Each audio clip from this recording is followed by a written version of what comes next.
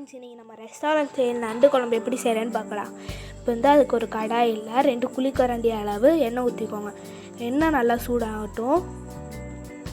சூடாக அப்புறம் 1 டீஸ்பூன் வெந்தயம், 1 பீஸ் பட்டை, 1 டீஸ்பூன் சோம்பு நல்லா பொரிஞ்சு வரட்டும். அப்புறம் லைட்டாக கிண்டி கருவேப்பிலை ஆட் பண்ணிக்கலாம். கருவேப்பிலை நல்லா பொரியட்டும். வந்து 20 சின்ன வெங்காயம் நல்லா நறுக்கி வச்சுருக்கிறத வந்து ஆட் பண்ணிக்கலாம்.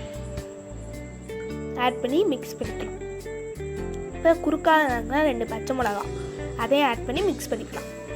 இப்போ நான் 3 தக்காளி அதையும் நறுக்கி வச்சுருக்கோம், அதையும் ஆட் பண்ணி மிக்ஸ் பண்ணிக்கலாம்.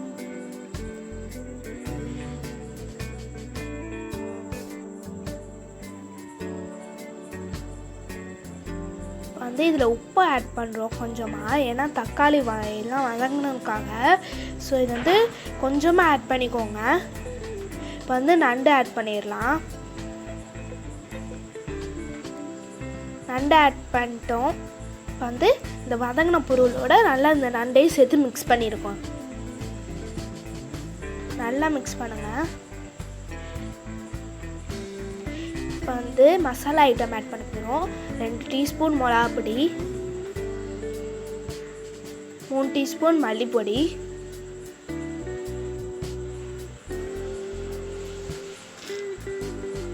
1/2 டீஸ்பூன் மஞ்சப்பொடி. இப்போ வந்து மசாலா ஐட்டம் நல்லா ஆட் பண்ணியாச்சு. மிக்ஸ் பண்ணிக்கோங்க. நல்லா நண்டோட நல்லா சேர்ற வரைக்கும் மிக்ஸ் பண்ணிக்கோங்க. வந்து உங்களுக்கு வந்து திக்காக கிரேவி வேணும் அப்படின்னா தண்ணி கம்மியாக ஊற்றிக்கோங்க.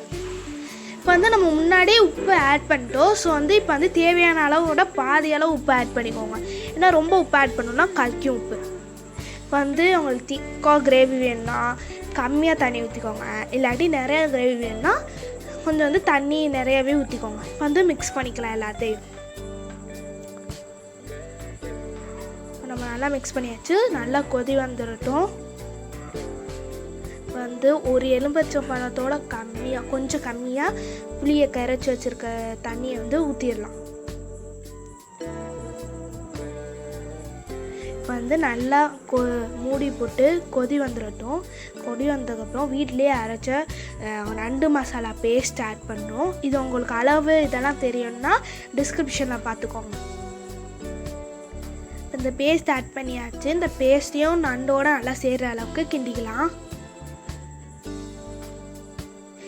நல்லா கிண்டியாச்சு. இப்போ மூடி போட்டு கொதி வந்துடட்டும். இப்போ நல்லா கொதித்து வாய் ஊறுறது இதை பார்க்கும்போது இப்போ வந்து நம்ம கருவேப்பிலை போட்டு இறக்கி நல்லா டேஸ்டியான நண்டு குழம்பு ரெடி ஆயிடுச்சு. வர ஆகிடுச்சுன்னா மறக்காமல் ஷேர், லைக், சப்ஸ்கிரைப் பண்ணிடுங்க.